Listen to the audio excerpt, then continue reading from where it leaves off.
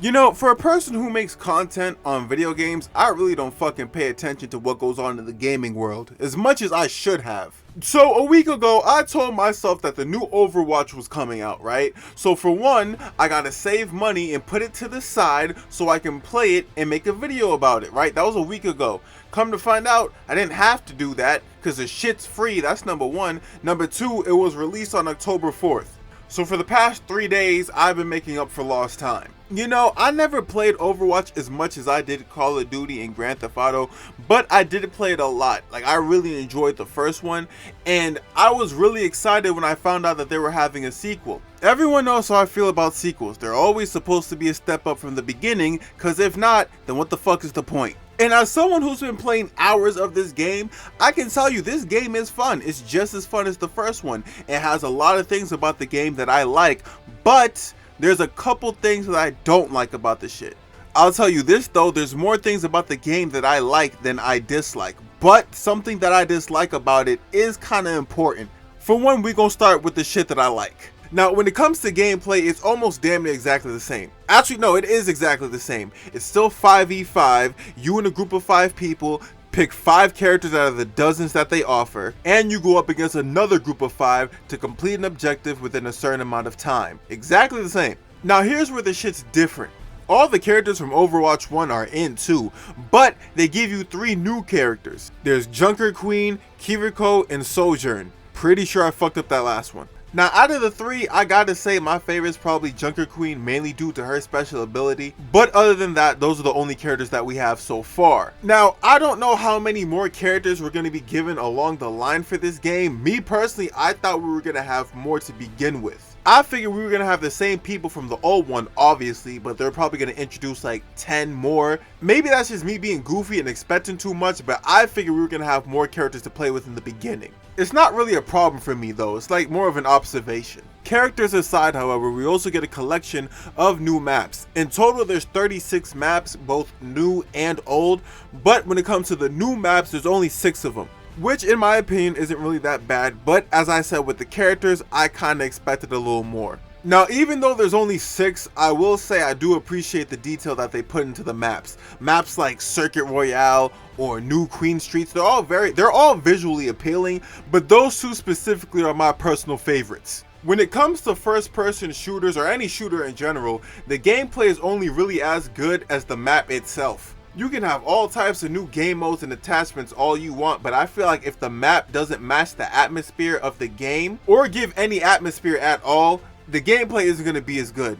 Now, the game modes are the highlight of Overwatch, in my opinion, and they're for damn sure the highlight of this one. I mean, maps and characters aside, the game modes are obviously the most fun part about the game, from their mix of variety to just simple entertainment. Outside of quick play, I'll say I spent most of my time, if not all of it, in arcade. Y'all already know how the shit works. They change the modes daily, but the modes that I had today and yesterday was Team Deathmatch, Capture the Flag, and my personal favorite was No Limit. Bounty Hunter was an option too, but my dumbass forgot to play it, so it is what it is. From its game modes to the characters to the maps, everything about this game has kept me preoccupied for the past, 3 to 4 days. Everything I felt playing this one felt exactly the same as how I felt playing Overwatch 1. Obviously with a few slight differences which I'm about to get into, but nonetheless, I still like the game.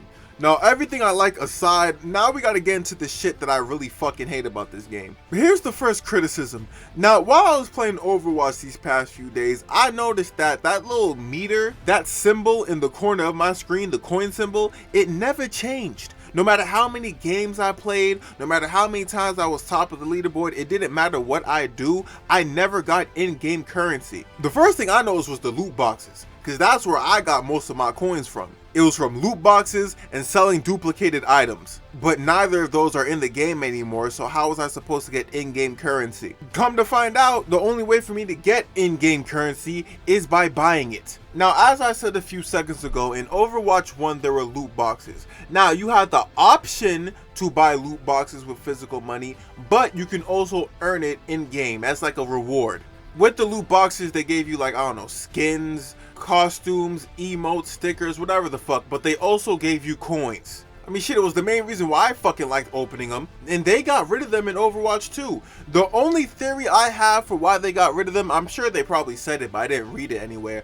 I think the reason why they got rid of them is because recently there's been a lot of talk about online gambling, about how like games have been encouraging the idea of gambling through loot boxes and treasure chests, some shit like that. It's a conversation that's been happening for a while, but I know recently people have been talking about it like a lot more. So that's my theory for why they took it out, because I'm pretty sure Overwatch got thrown into that conversation. And without loot boxes, they had to add new ways for you to unlock shit. One of those new ways was currency, as in outside currency, in order to buy inside currency. For example, right, Reaper is my main. If I want to get new emotes or costumes or whatever for him, I need to use the currency. But since there's no loot boxes, I would have to like pay money in order to get it. I mean, some of the costumes, they don't have money signs attached to them when they're locked, but they do have that little some will be available to buy in shop thing under it. So I don't know if that means you can unlock it in game or you have to pay for it. Like I said, I've only played this shit for 3 days, but that's what I've noticed about the currency system. There is no currency system. You kind of have to pay to play, which is something that I hate in games, because it's like you telling me rather than me working my ass off and grinding to earn one of these emotes or a costume or whatever the fuck, I have to get money out my own physical pocket to have it over some shit that might not even be here in the next, what, 4 or 5 years. Y'all see what I'm trying to say? I think something that really saves the game from this little pay to play shit they got going on is the characters. Because when I first saw this, I thought that meant that I'd have to pay for the characters too. No, that's not how that works. In this game, you have like challenges that you have to complete. I'm pretty sure it was the same thing for the first one, but I don't remember too much. Like I told you, it was a phase. But in the second one, yeah, you have to earn challenges. You have to do certain shit in order to unlock certain characters, which I like. I like that, because if they had done to them what they did to everything else in the game, that you have to pay money in order to unlock them, I would just label this as another pay to play and assume that it was made by EA. So yeah, as annoying as the whole currency system is, I'm glad it didn't affect the actual characters. Now on to my next point. So I told y'all that I had fun playing this game. Like, I don't mind it, but I also said that playing Overwatch 2 made me feel like I was playing Overwatch 1 again. Now, even though I said that in a quote-unquote good way, in another way, that kind of sucks. When I hear sequel, I hear bigger and better. And Overwatch 2 was a fun game, but sometimes when I play it, I don't really see the difference between this one and Overwatch 1. Like, if the characters didn't have slightly altered costumes, I would have assumed that I was playing the first one, and that some of the new maps I'm playing on are just DLC. Now, I'm gonna give the game some slack because it was released 2 weeks ago, so I'm sure we're probably gonna get new content along the line. But so far with the content that we have added, it doesn't really add that much of a difference between this one and the first one. Another reason why I'm kind of lenient on this criticism is because I didn't play Overwatch 1 in 2016. Like, I didn't play it when it first came out. I played it in like, what, 2019, 2020? So for me, I don't know if this is how Overwatch 1 started, and throughout time, all the characters and all the maps I had in 2020 and 2021, I didn't know if those were things that were added along the line. Maybe y'all who've played Overwatch 1 when it first came out, maybe y'all can clarify that for me, but I didn't experience that, so I'm gonna give this criticism a little more slack. The whole video is kind of like maybe less of a review and more of like a first impression. I'm thinking maybe 6 months from now, I'll probably like come back and make another video after more content and more other shit releases for me to talk about. But for now, this is what I got, you know, and I hope y'all enjoyed this episode of Reggie TV. I really enjoyed playing Overwatch 2. I hope this doesn't like alter anybody's anything. Like I said, y'all should play the game and find an opinion for yourself. That's how I like to end these shits, man. Don't take my word for nothing. Play the game yourself and create your own opinion. Alright, my word is not law. But I hope y'all enjoyed this episode.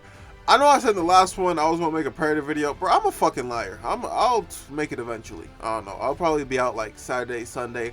I don't know, but that's all I got for y'all right now. I hope y'all enjoyed it. I'll see y'all on the next episode of Reggie TV. I'm out.